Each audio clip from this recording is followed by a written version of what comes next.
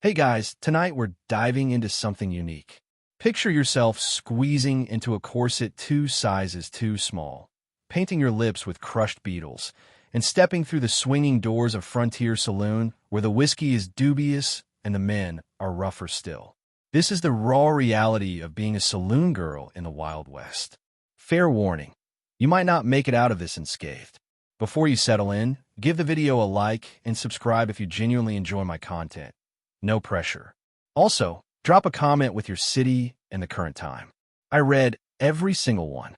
Now, imagine dimming the lights, maybe switching on a fan for a gentle hum, as we embark on this journey. You've just arrived in a frontier town barely marked on any map. The dusty stagecoach creaks to a stop, and your boots crunch on sun-baked gravel as you step into the blazing light. Your old name, tied to memories of St. Louis, Chicago, or your first heartbreak, is gone. The recruiter who lured you here suggested something exotic, like Celeste or Lola. No one here cares about your real name. The town reeks of horses, manure, and desperation. Sawdust blankets the plank sidewalks, soaking up spit, blood, and beer. You spot the saloon right away. There's always one. This one, the Red Feather, looks half-decent, 2 stories tall with open upstairs windows and faded velvet curtains fluttering in the breeze. Piano music spills out in cheerful, sloppy bursts. You take a deep breath, square your shoulders, and push through the batwing doors. That's when your old life vanishes. Inside, it's cooler, darker, with smoke curling from cigars and lanterns swaying overhead. The bar, long and scarred, shines more from elbows than polish. A bald bartender wipes a glass, barely glancing up. A card game hums in the corner, no winners in sight. Then you see her, the madam, leaning against the upstairs banister, one hip cocked, a feather in her hair like a challenge. She sizes you up with a glance and drawls. You're prettier than I expected. Can you dance? Being a saloon girl isn't all clinking glasses and giggles. You're not officially a prostitute, though some girls cross that line for extra cash, ambition, or exhaustion. Your job is to keep men drinking. You make them feel special, like they're the only one who tipped his hat today. When their wallet's thin, you move on. You're selling a performance, dressed in tight satin and a practiced smile. The audition is real. The madam tests your singing, your hips sway, maybe even a cartwheel if you claim acrobatics. If you're young, thin, pretty, or quirky enough, you get work shoes. Worn heel boots from a girl who either fled or ended up on Boot Hill. You wonder which. Your upstairs room, third on the left, has a bed, a chipped basin, a cracked mirror, and little else. You unpack a satchel with a comb, a hidden photograph, 2 stockings, and a diary you'll never touch again. A bell rings twice. Time to hit the floor. You lace your corset with shaky hands, rationing breaths, paint your lips red, pinch your cheeks pink, and drape a feather boa that carries the sweat of countless women. Showtime.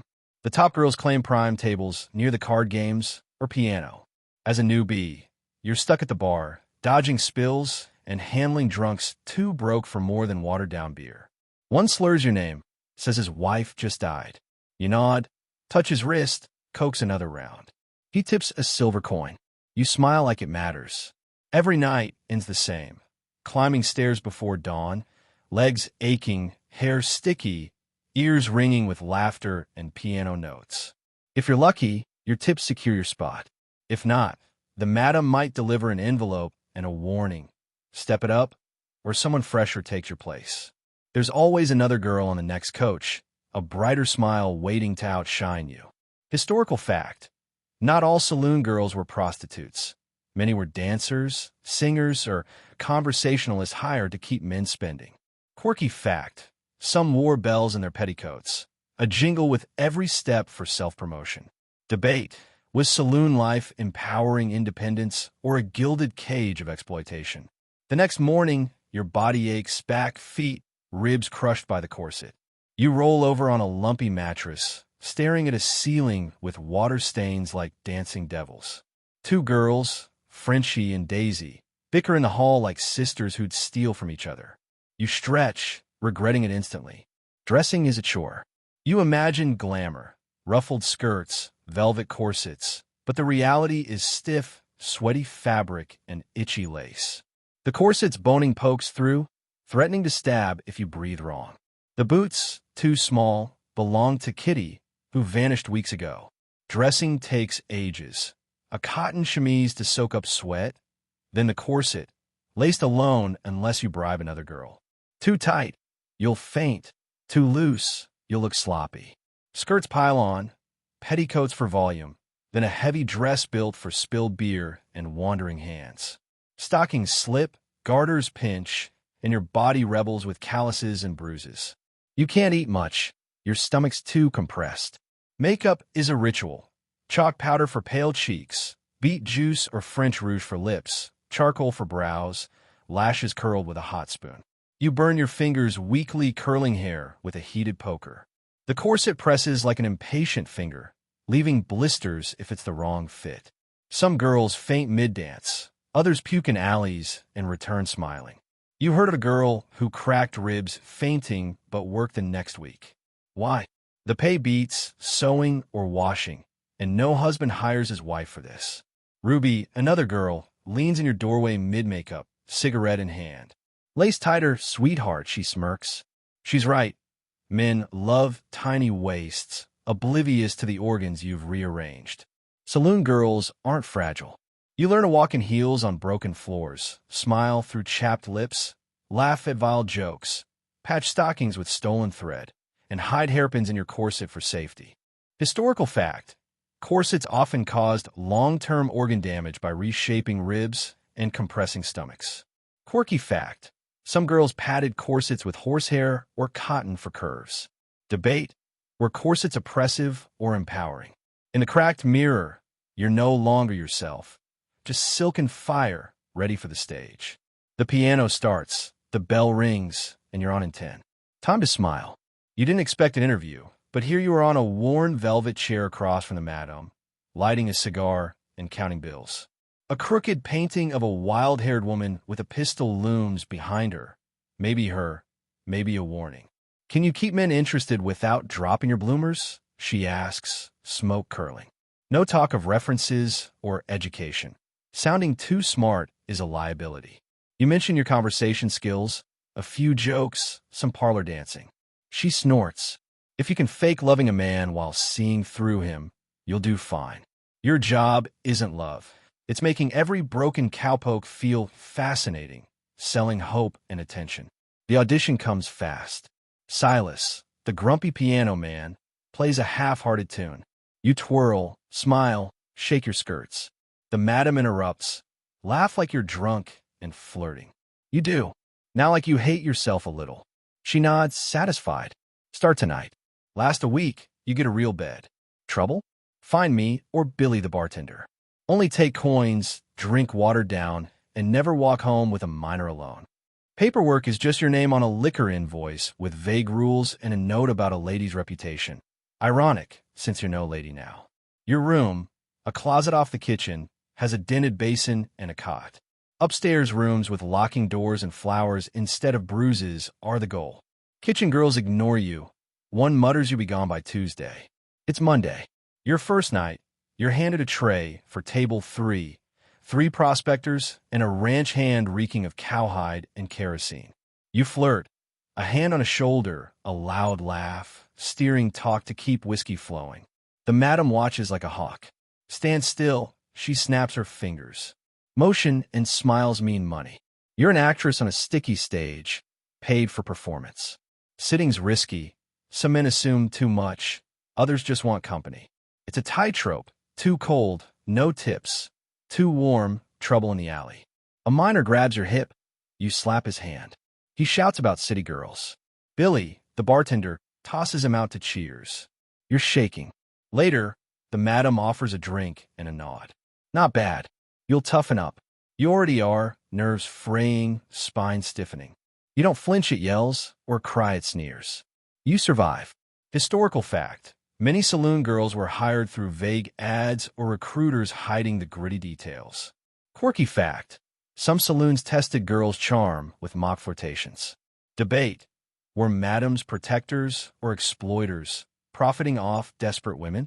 Back on your cot, cheeks sore from smiling, feet throbbing, you dream of quiet places. But even in sleep, the piano plays on. In the back room, the madam offers you a drink and a nod. Not bad for your first night, she says. You'll toughen up. You feel it already, nerves fraying, spine stiffening. You learn not to flinch at shouts or cry at sneers. Survival is your job. Historical fact: many saloon girls were hired through vague newspaper ads or recruiters promising entertainment work in Western towns, glossing over the gritty details.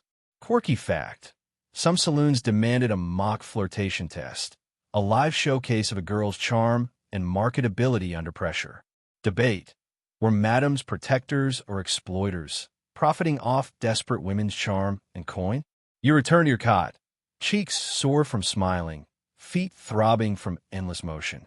The pillow smells of dust.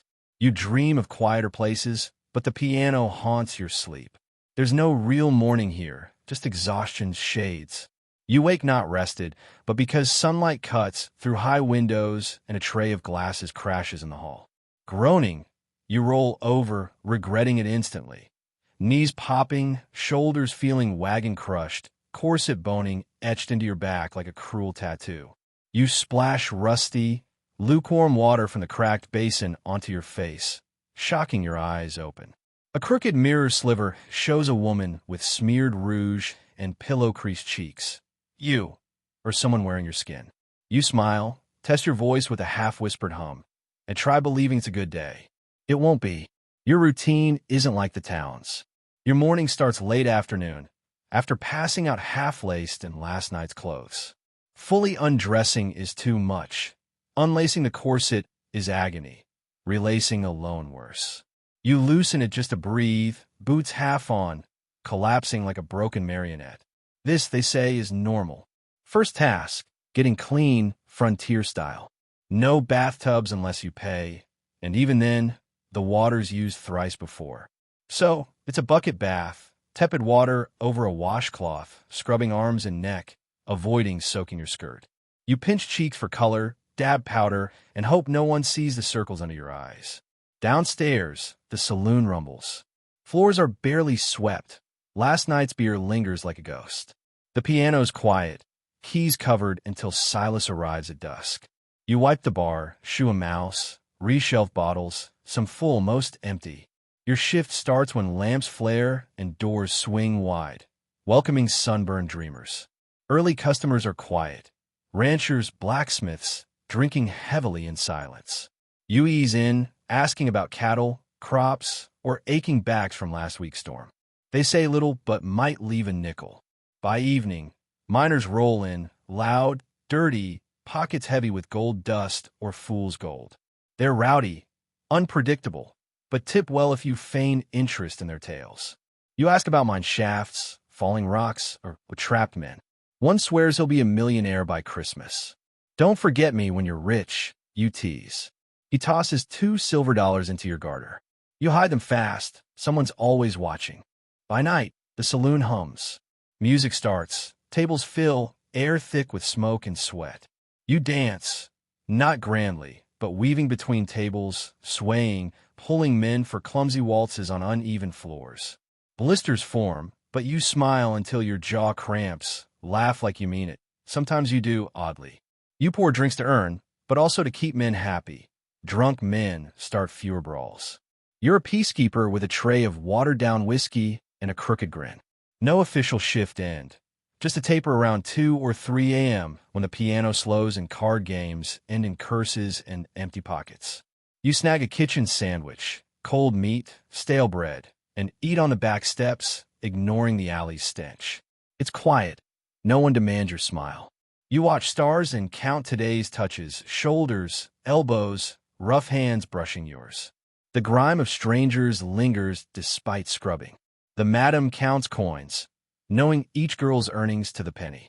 You hand over half, sometimes more if you borrowed a dress or broke a glass. What's left is yours. Smart girls hide some in boots or behind loose bricks.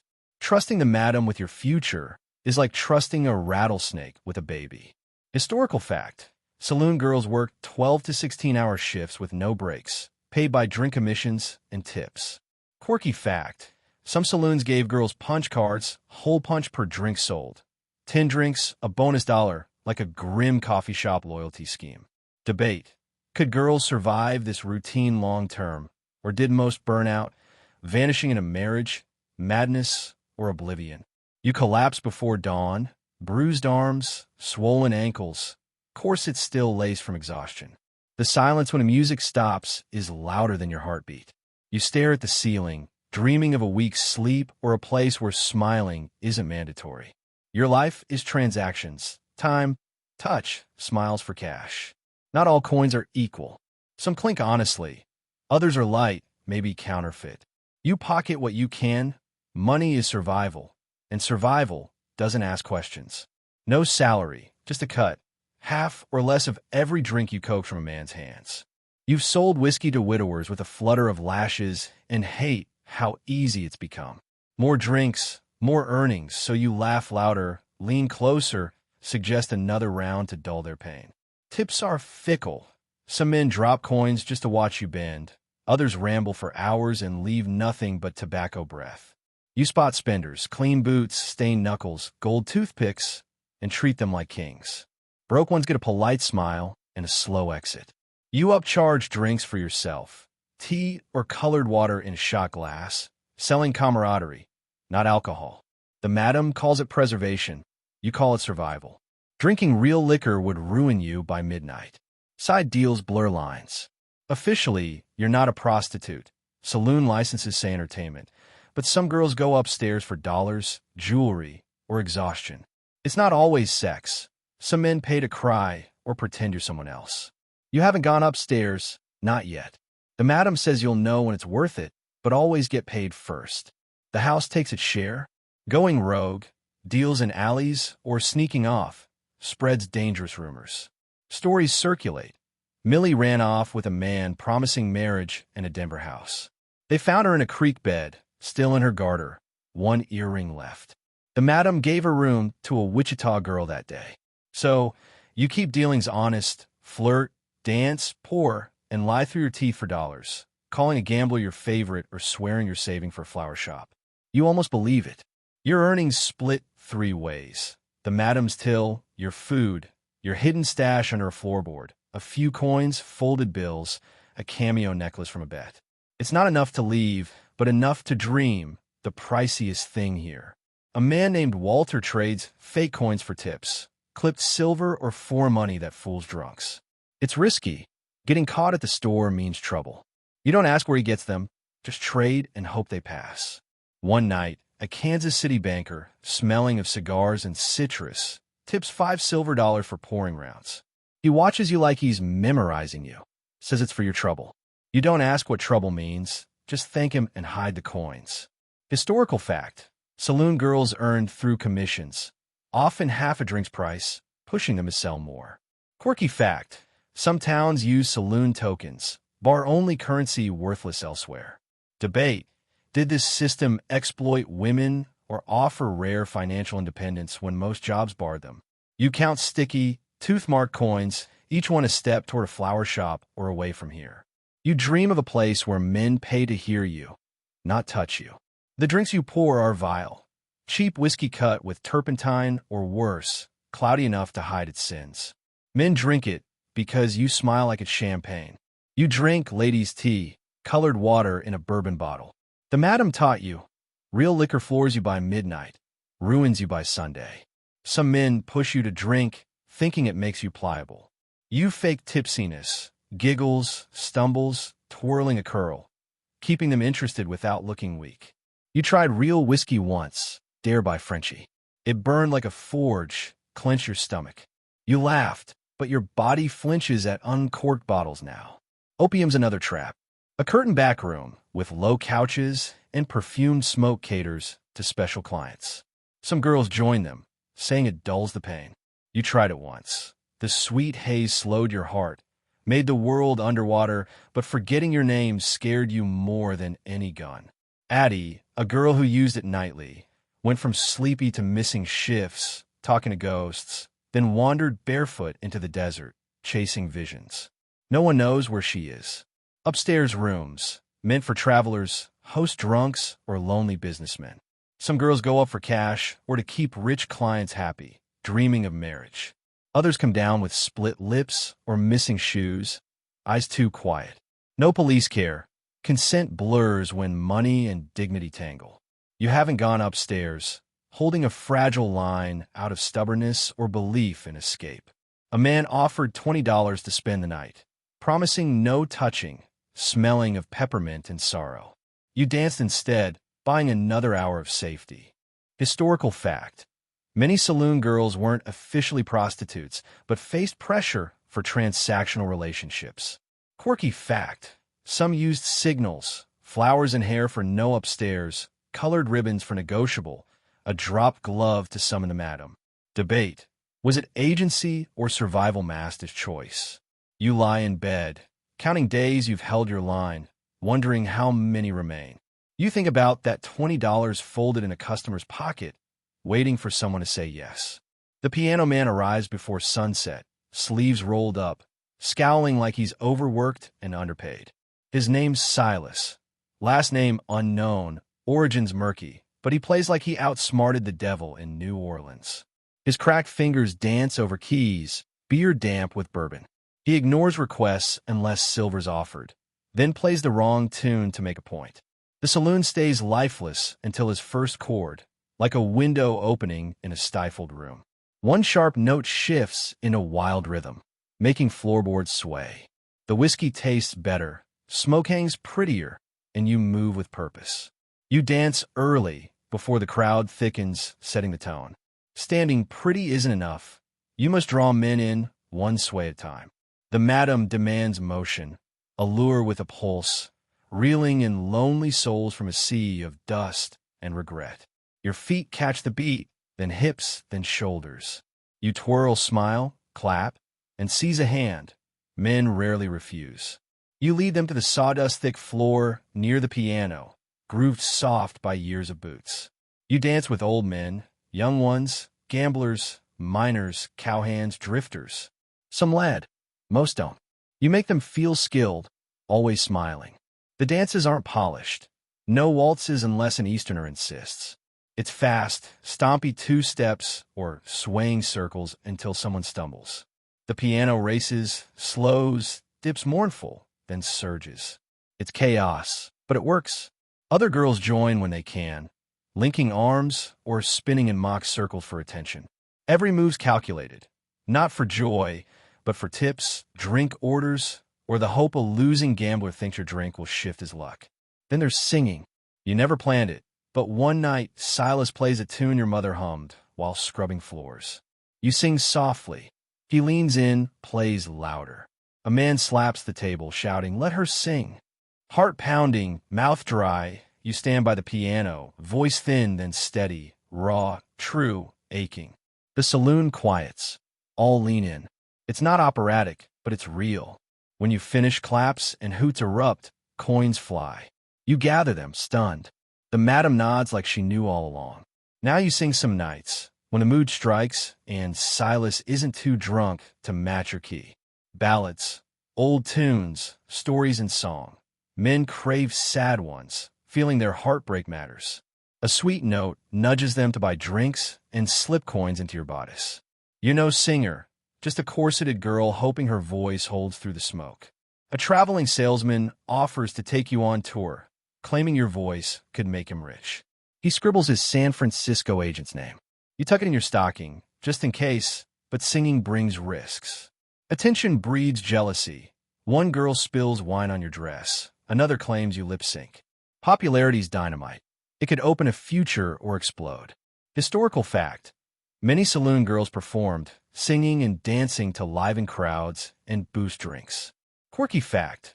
Some piano players earn drinks or lodging, not cash, explaining their drunken or feral edge.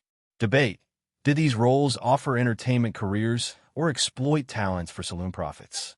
After the last note, Silas curses his fingers. You sit on the piano bench, pressing middle C. Its ring like hope or a well-sung lie in the empty saloon. A cock gun during a song cuts sharper than a knife. One moment you're laughing with a peppermint-scented customer. The next, the saloon freezes. A silver revolver waves, held by a shaky, whiskey-eyed man. Breath stops. Billy, the bartender, moves like he's on thin ice. Silas lifts his hands from the keys. The madam vanishes, her survival trick. You pray the gunman's too drunk to aim. You know novice. You duck behind a barrel, skirts lifted to move fast, silent to avoid becoming a target. You learned after a barstool flew past your head once. This gunman, Clancy, maybe Clarence, rant about cheating at cards, waving his gun like he's swatting flies. You peek out, Billy grabs the barrel, twists. A shot deafens, smoke rises, a chandelier chain snaps, crashing into a table with glass, cards, and whiskey. No one's hit. Clancy's tackled, disarmed, dragged out like baggage. The crowd claps. It's a show. Cleanup starts. Glass swept, blood, a minor cut, wiped. Silas' resume's playing. You work on, unshakable, frilly, fireproof. But you tremble inside. Fights aren't always clean. Months ago, Rosie was accused of stealing from a drunk's coat. The madam backed her, but the man returned with friends, dragging her out by her hair. Billy stopped them, but not before she got a black eye and bruised rib. The sheriff didn't come. Law only cares when blood hits the street or businesses complain. Every girl carries protection. Sharp hairpins, hidden blades, pepper-laced perfume. Your Derringer, Ruby's gift, sits in your boot. Pull it, shoot, or don't bother, she said. You haven't used it, but it helps you sleep. Saloon rules. No guns, spitting, fighting are ignored nightly. Tree, the bouncer, enforces with threats and headlocks, his calm, terrifying. Chaos is constant. Weekly broken chairs, bullet-holed walls. A cracked mirror from a whiskey bottle tossed over politics. Danger becomes routine, keeping you sharp. You read rooms fast. Who tips, who's too drunk, who watches too closely. You spot a hand twitching toward a holster and smile to stop trouble. Historical fact. Saloon gunfights were real, sparked by gambling, drunkenness, or grudges. Quirky fact. Some saloons staged fake gunfights with blanks for tourists. Debate. Was violence as common as dime novels claimed, or hype for profit? Post-adrenaline. You wipe soot from your cheek, check your boots. The chandelier's gone. The table's a crate with a tablecloth. The worst part? How easily everyone resumes. You wonder what that says about you, then work on. Tonight's prep is strategic. Each layer, curl, pin is armor. Your vanity box holds tools like a surgeon's kit. Powder, rouge, cold cream, horsehair lashes, a cracked mirror, lavenderish soap. Chalk powder evens your sunburnt nose, looking aristocratic under lamplight. Rouge boosts cheeks and lips. Some use beetle carmine or toxic mercuric cream. You stick to safer options. Burnt matchstick ash darkens brows. Lamp black smudges eyes for mystery. Your hair's pinned curls, coaxed by hot iron, burning your fingers nightly. The scorched smell means payday. You don't look like you. A painting men tip to see blink. Wigs are common, saving time, hiding stringy hair, but they itch and might slip mid-dance. Tonight's crimson dress, black-trimmed, ankle-high, dips low, with puffed sleeves and heavy fringe. Hidden pockets hold perfume, pins, a thigh-strap flask. The corset cinches, stealing breath and appetite, but shaping you perfectly. Boots, oiled to shine, have newspaper insoles for comfort. A choker, one earring, a garter fan, and a ribbon, maybe someone else's, completed. The mirror shows a vow-forgetting vision. Your bruised knuckles hint at yesterday's scuffle.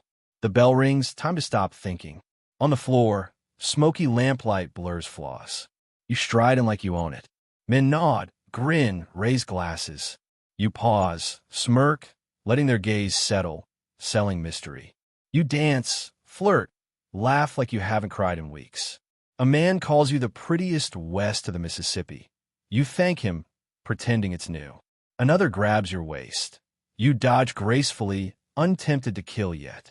Backstage, unpinning hair, sweat rolling, Ruby blots her face with lavender-soaked cloth. Think we'll do this in 10 years? She asks. You don't answer.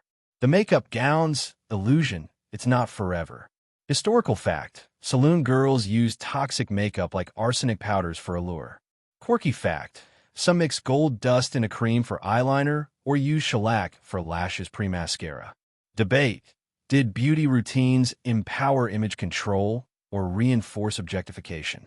You wipe off paint, shed the corset, and face a mirror that doesn't comfort. You're skilled at wearing another's face, but wonder if you recall your own. Saloon girls are rivals yet allies, sharing the weight of silken expectations, counting tips by candlelight, dancing until toes bleed. Frenchie, maybe not French, claims she served royalty in Paris, flashing an unseen diamond earring. She hogs the best tables, clients, dresses. Daisy, sweet-faced, hums but trips rivals mid-dance, claiming their rooms. Girls act darling for customers, but alone, dresses vanish, perfume turns to vinegar, pins stab corsets. Yet there's love in the rivalry. Ruby slaps Frenchie over a client, then nurses her fever. Daisy slips you coin for a doctor, calling it business. You measure constantly. Who's above? Slipping, worth befriending? Top girls get dress picks, rich clients, madam's protection. Laggards vanish quietly. Annabelle, once a star, unraveled. Late, snappy, screaming mid-song, fleeing barefoot. Her room was Daisy's by morning. Friendships are loose teeth, falling under pressure. Yet in the dim dressing room, girls in slips share lies of homes left, loves lost, futures dreamed.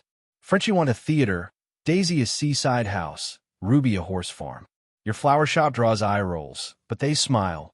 Every girl needs a dream to stay sane. Historical fact: rivalries were fierce, driven by tip competition. Quirky fact: top girls got private rooms, song vetoes. Debate: was competition systemic or a resource scarcity byproduct? Frenchie watches you, sizing up your place in this sharp-edged world. Frenchie lifts her brow, sips her drink, and gives a slight nod. You nod back. Not friendship, not war, just recognition. You're still here, still standing, earning a flicker of respect in this place. After your shift, you and Ruby sit on the back steps, passing a flask. Stars shine, the town's quiet. She rests her head on your shoulders silently, and you let her. Here, enemies can be your only comfort. The rules aren't written in a handbook or posted. They're whispered, learned through bruises and mistakes, enforced by the madam's sharp glances and the veteran girl's side eyes. Break one, even accidentally, and you'll feel it, maybe not now, but soon. The madam, Maeve, isn't what people expect. No feathered gowns or absinthe. She's lean, sharp, dressed in black to hide stains and project authority. Her hair in a tight bun, voice like cracked leather. Known as Miss M, she runs the red feather like a general. Bartender, piano man, bouncer, everyone answers to her. She tracks shifts, books, and drama with uncanny precision, catching missteps before you know you've made them. Rule 1. Never touch another girl's man. Regular, high roller, or gold-tipping lingerer. If Frenchie's hooked someone, he's hers. If Daisy's spinning a fantasy, stay clear. Girls have been fired for a stray flirt. Rule 2. No stealing from the till, Maeve, or each other. Theft is unforgivable. A pilfered hairpin or corset means you're out, no matter your charm or whiskey sales. Rule 3. Stay pretty, cruel but true. Clean, painted, curled, corseted. You sell a dream, not reality. Maeve doesn't care about your grief, pain, or hunger. If you can't smile, you can't stay. Girls work through fevers, sprains, hidden bruises. Rule 4. Don't drink with customers unless you can hold it. Losing control loses face, and men stop paying. Unwritten rules include: don't mention home, cry in public, leave money out, tell the truth unless it pays, or above all, fall in love with a customer. Maeve's efficient, not affectionate, but not heartless. She calls doctors for sick girls, has tree handle overstepping men. Once, a drunk followed you upstairs, ignoring your no. You shoved and screamed. Maeve appeared, blackjack in hand, cracking his jaw. Change your dress. Get back to work, she said. He was gone by morning. Respect here is odd. Some girls call her cold, manipulative, but you see her faded photo. Young Maeve in satin, smiling too wide with girls long gone. She stares at it sometimes, lips tight, remembering. Punishments vary. Tardiness costs you a prime table. Mouthing off loses a dress. Slacking means cleaning spittoons at dawn. Humiliation stings worse than blows. Play by the rules. In Maeve's fair, her ledger exact for debts, dresses, doctor fees. She adds holiday bonuses, coins, ribbons, to keep hope alive without sparking dreams of escape. Historical fact. Madams enforce strict rules on girls' lives, curfews, earnings, behavior. Quirky fact. Some kept ledgers noting girls' strengths, weaknesses, crisis reliability, like human Yelp reviews. Debate. Were madams maternal protectors or exploitative businesswomen hiding behind care? As you lace your boots, you glance at Maeve's closed office door, her silhouette watching through frosted glass. You nod, adjust your bodice, and hit the floor. The rules haven't changed, nor have you yet. A knock comes after sunset, tentative, not Maeve's sharp rap or Ruby's casual barge in. Half-laced boot, fingers sticky with pomade, you open the door cautiously, foot braced. A man stands with crushed prairie flowers, eyes averted. Evening, he mumbles. Care to walk? It's not new. Every few weeks, someone brings gifts. Candy, mirrors, smoky scarves, believing they're your savior. Henry, maybe a blacksmith or wheelwright, is polite, gentle, not leering. You've served him, danced with him. He's a cool breeze, not a lifeline. You take the flowers, say you'll think about it. He leaves, hat-tipped, hopeful. You shut the door, tossing the bouquet into a vase of wilted offerings, their stories untold. Men cast you as their leading lady in a Western fantasy, but love here is a performance. They ask your favorite color, talk of mothers' homesteads, saying, I need a woman like you, as if being used is your dream. 3 proposals, gambler, cowboy, schoolteacher promising Bible readings for long skirts. All refused gently. Girls who say yes often return, broke or abandoned, or vanish entirely. Some men offer tenderness, stroking your hand, tucking flowers behind your ear, promising return. You believe it for a song's length. Others want ownership, their soft smiles hiding possessive eyes, tight grips, lingering stares. Ruby was followed home, returning with a torn sleeve, scratched neck. Maeve paid the sheriff to scare the man off. A misunderstanding. You redirect personal questions, switch tables if men get possessive. Tell Maeve if they're nightly fixtures. For proposals, you fake cry about a dead soldier husband. James was different, quiet, no boasts, bringing licorice poems, rabbit fur gloves, asking nothing. You almost believed him. He left before winter, no goodbye, just a note. His gloves stay in your drawer. Historical fact. Saloon girl customer romances were common but fleeting, often ending with the man leaving or broke. Quirky fact. Some girls read fake soldier letters to deter suitors.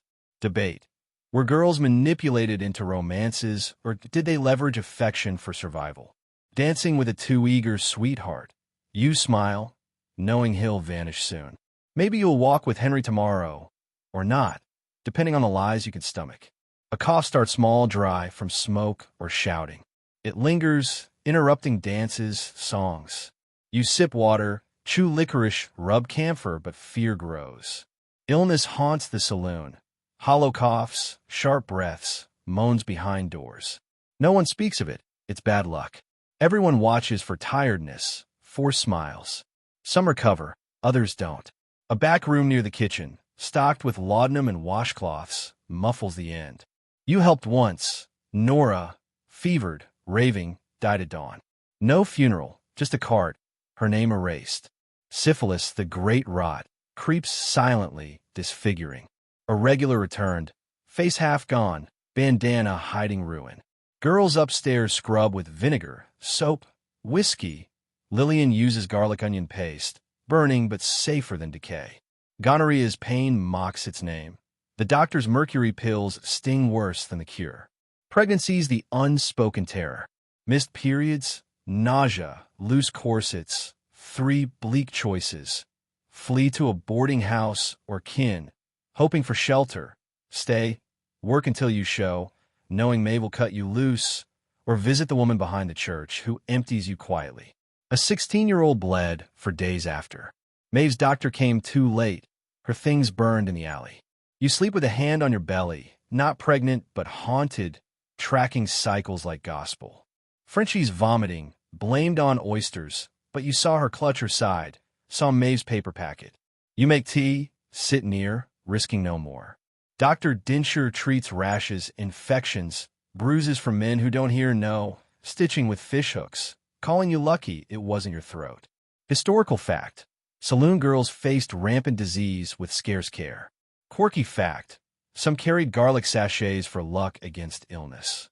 Debate: did girls choose health strategies, or were they trapped by a choiceless system? Your cough scratches, you sip water, count breaths, unanswered by the ceiling. The sheriff's entrance chills the saloon. His badge says peacekeeper, but law here is fickle, often drunk. Sheriff Markham, mudcake boots, hat low, smells of gun oil and wool. His slow scan freezes card players, the piano fades. The sheriff's eyes find you. No name, just a nod, neither friendly nor hostile, just acknowledgement. You nod back, polite but distant. He's not your enemy, but never your friend. At best, he ignores you. At worst, he enforces something tonight. Sheriff Markham leans against the bar, owning the town, ordering black coffee in his chipped mug. Billy slides it over silently. Only men staying alert order coffee after dark. You keep working, smiling at a miner reeking of dirt and copper, pouring drinks, but your eyes track Markham. He's watching something, you don't know what. Lawmen here aren't always heroes. Some are thugs with badges, others well-meaning but brittle. Markham's gray, righteous when it suits, blind when it's easier. Marshals, federal or territorial, sweep through with long coats and warrants, stating facts, not asking questions. One grabbed your wrist once, his smile chilling. Maeve stepped in, her knack for sensing trouble sharp. Vigilantes, ranchers or ex-soldiers with ropes and fury, deliver fast, messy justice for cheating or looking foreign. You saw one dragged out, unconfirmed crime, never seen again. Maeve pays protection, coins, free drinks, upstairs rooms for lawmen, church fund donations, to keep the saloon's fantasy alive, the town respectable. But crack show. Lydia came down pale, wrist bruised, saying a deputy demanded free entertainment. Maeve handled it quietly. He stopped coming. Tonight, Markham finishes his coffee, leaves without trouble, but his presence reminds you, you dance for minors, gamblers, and the law, always judging how much of you it tolerates.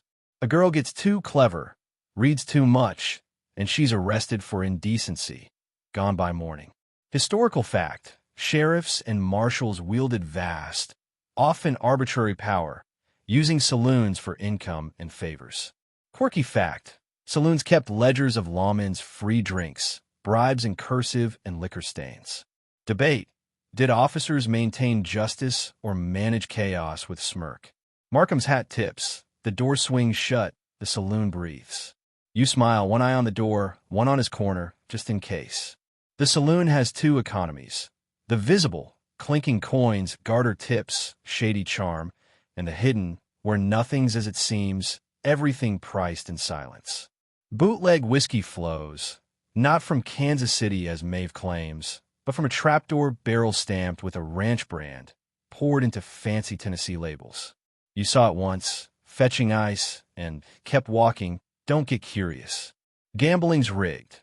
Slim's wrist flick marks decks, ensuring the house wins.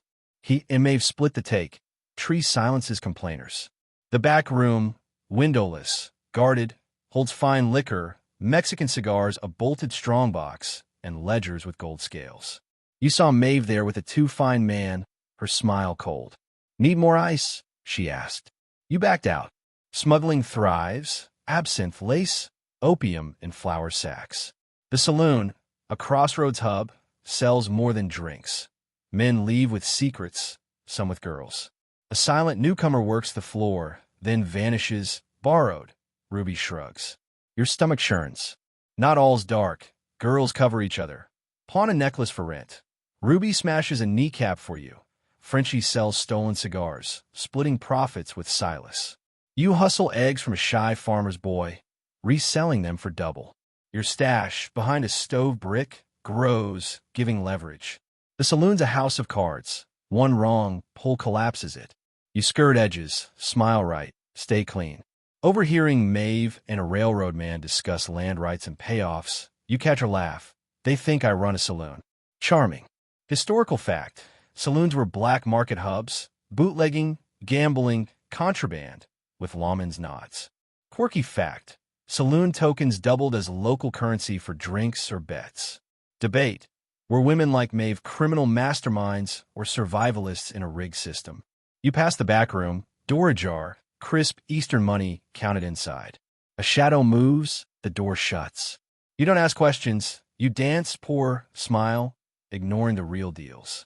Leaving haunts your thoughts, not dramatically, but as a quiet daydream between drinks.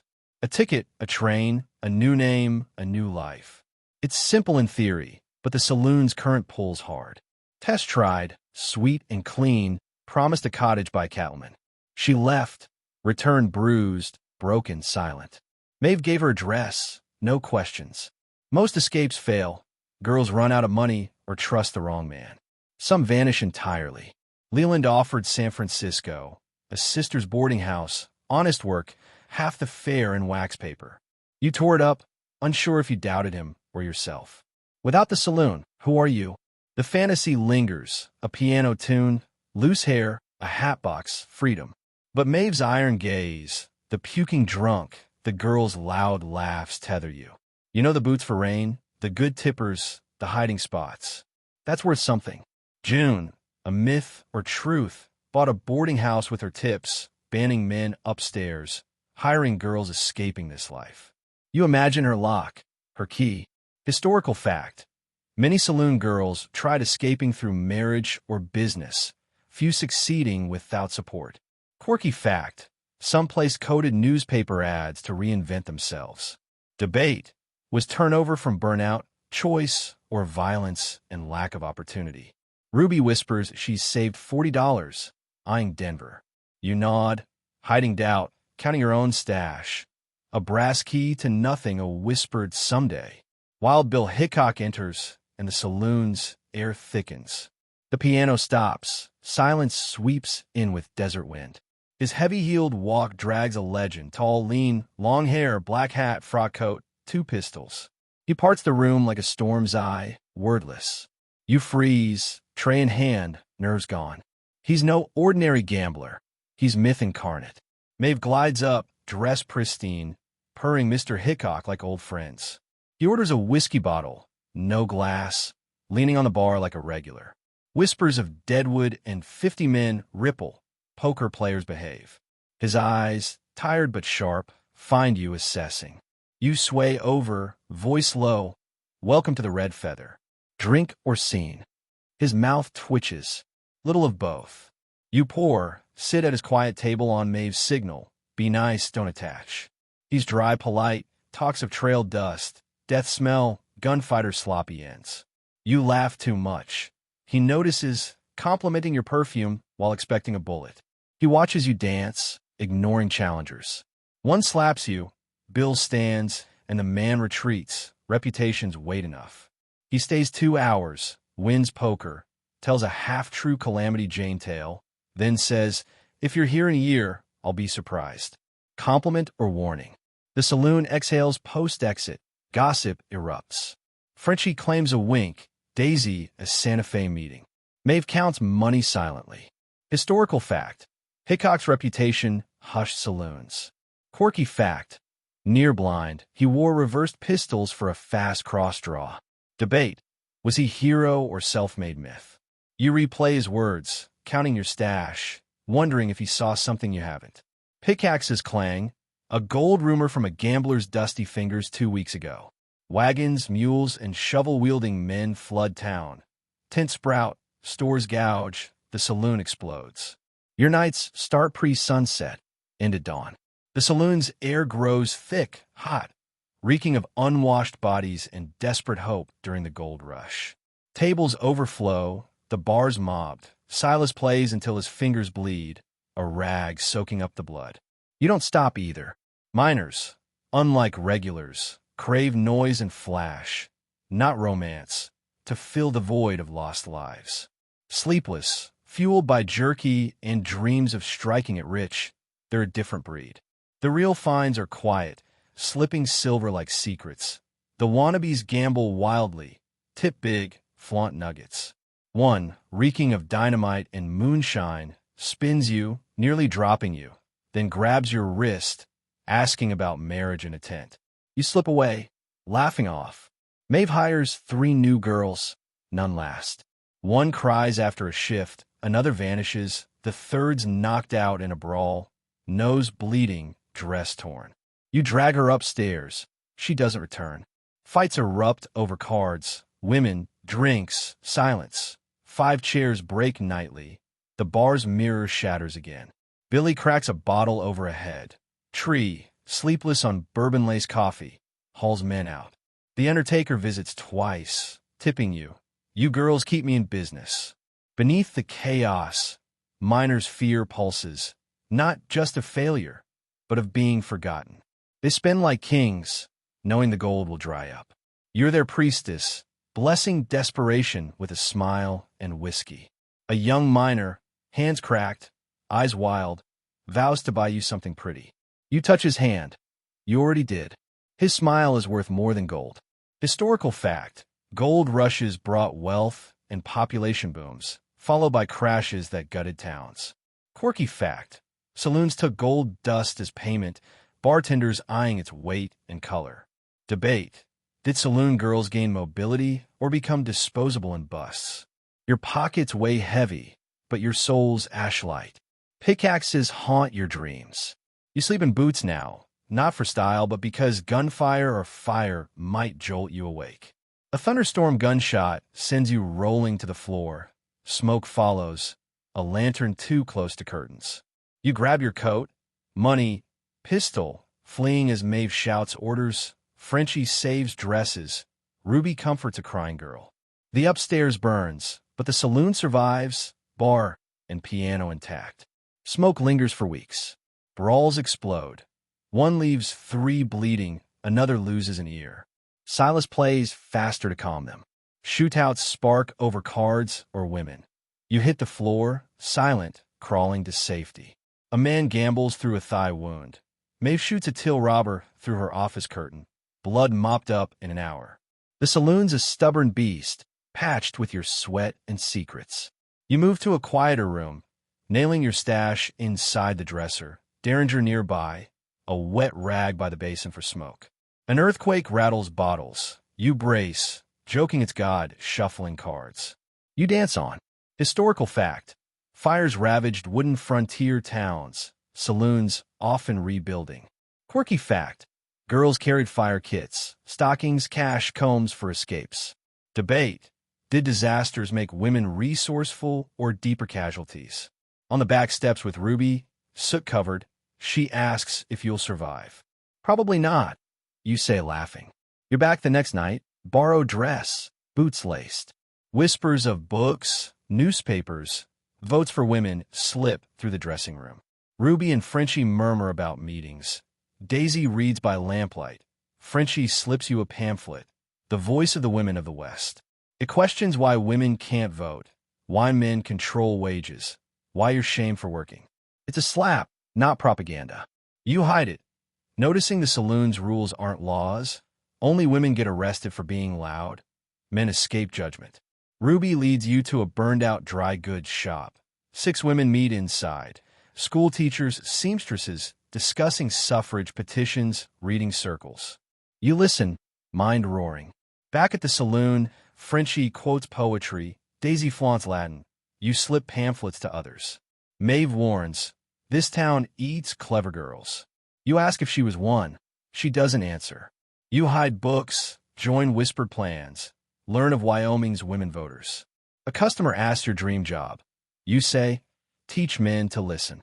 He doesn't tip. The shop's raided, books gone, a teacher vanishes, Ruby's bruised, Frenchie skips shifts. You bury your pamphlet with your stash, a relic of a stirring. Your smiles now calculate, watching men's assumptions like gunpowder awaiting a match. Historical fact. Western territories like Wyoming granted women's suffrage early to attract settlers. Quirky fact. Reading clubs masked reform efforts. Debate. Were saloon girls feminists or just surviving? You wait, watching ready. Some nights, the saloon feels haunted, not by ghosts, but by something older. After closing, girls whisper of the mirror girl in the cracked upstairs mirror, unblinking. Footsteps echo in empty rooms, cold spots linger, crying sounds from the pantry. You've seen a shadow in your mirror, felt a chill in your room. Maeve Band's ghost talk, but avoids the cellar where a girl died years ago. A painting of a woman in blue shifts her gaze. Ruby swears her head tilts. Silas tells of a saloon swallowed by earth, spared only by an outhouse. You've heard giggles, dancing shoes, your name whispered in an empty room. Josie fled after waking to tight blankets and mirror scratches. Historical fact. Saloons built on violent sites were often called haunted. Quirky fact. Girls wore spirit-warding charms, beads, bones, and corsets. Debate. Were ghost stories belief or trauma's echo? The saloon's haunted by lost dreams, girls' names fading. You set water by your bed, glance at the mirror just in case. Babies are taboo, whispered behind shut doors. Lottie slows, skips meals, then vanishes. Maeve's doctor leaves with stained sleeves. Her room's clear by dawn. Some hide pregnancies, binding bellies, drinking pennyroyal. One birth behind the saloon, baby lost. Clara gave hers to a widow, visiting monthly until she stopped. Daisy cries, missing 2 months. You hold her hand, silent. You track cycles, boil herbs, dread every delay. Historical fact. Pregnant saloon girls faced stigma, dangerous abortions, or surrender. Quirky fact. Corset charms sought luck or prevention. Debate. Did they have reproductive agency, or were they punished by biology? You list names. Lottie, Clara, Daisy. Girls torn by choices, whispering thanks to a shaky faith. A telegram arrives at dusk, pinned under Maeve's glass. Your father's dead. Come home if you care. No signature. His face blurs in memory. Boots louder than his voice, ignoring you when you left. You feel an ache, not tears. Maeve watches. You work, dance, laugh, but recall your mother's shawl, a creak, a train's roar. Ruby asks if you're okay. Frenchie walks you home. Maeve, asked about returning, says, to what? The life that almost killed me. You keep the telegram in your corset, walk past the depot, but don't buy a ticket. A man like your brother enters, doesn't recognize you. You burn the telegram. It's ashes final. Historical fact. Saloon girls were often disowned, contacted only for tragedies. Quirky fact. Memory boxes held trinkets from home. Debate. Was returning forgiveness or erasure? You lace your boots, step out, leaving ghosts behind. You ride past town's edge on Tree's horse, seeking silence beyond cigar smoke and piano. Under stars alone, you cry, ugly raw, for Lottie, Clara, yourself.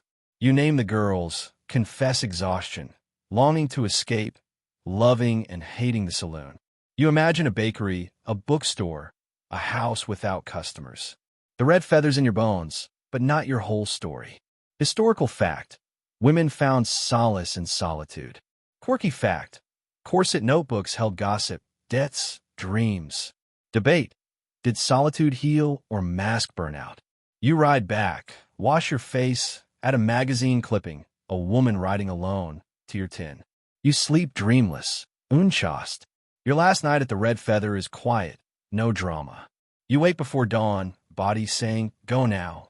In a plain skirt and boots, you pack your tin, money, key, pamphlet, photo, your name on a dance card. Downstairs, the saloon sleeps. Billy snores. Maeve watches, cigar lit. You're really going? You nod. She hands you a Spanish coin. For luck or bribery. You were good. She says, you didn't want to be. Outside, dawn's golden, the town stirring. Frenchie, smoking, asks if you're leaving or walking dramatically. Both. Tree grunts thanks for your answers. You ride out, not looking back until the Red Feather's just a building. You wish it's new girl's luck. Historical fact. Many left quietly, reinventing in new towns.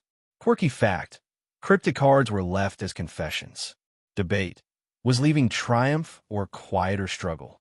You ride west, no destination, free to write your story. In dreams, the saloon's a stage, Maeve, Frenchie, Ruby watching.